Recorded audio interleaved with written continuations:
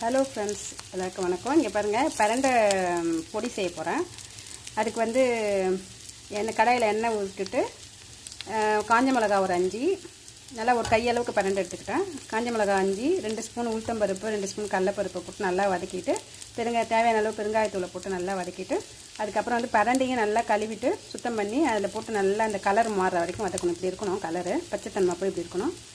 அது நல்லா வதங்கின உடனே அது கூட கொஞ்சம் புளி, ஒரு எலுமிச்சம்பழம் அளவுக்கு புளி போட்டு, கருவேப்பிலை ஒரு நல்லா 2 கை அளவுக்கு போட்டுங்க, சேர்த்து போட்டுட்டு நல்லா வதக்கிட்டு இப்போ எல்லாம் ட்ரையாக ஆகி வதங்கிடணும். இப்போ அரைச்சிட்டு நான் காட்டுறேன் பாருங்கள். நல்லா குறன்னு அரைச்சிட்டு வந்துட்டேன். இதை நீங்கள் நல்லெண்ணெய் ஊற்றி சாதத்து கூட சாப்பிட்டா சூப்பராக இருக்கும். புளிப்பு நல்லா வேணும்னா நல்லா புளி வச்சு அரைச்சிங்க பாருங்கள். நான் கொஞ்சம் வீடியோக்காக சூடாக அரைச்சிட்டு வந்துட்டேன். கொஞ்சம் ஆற விட்டு அரைச்சிங்கன்னா நல்லா பொல பொலன்னு வரும். சாதத்தில் போட்டு சூப்பராக வச்சு சாப்பிட்லாம், நல்லாயிருக்கும். ட்ரை பண்ணுங்கள். உடம்புக்கு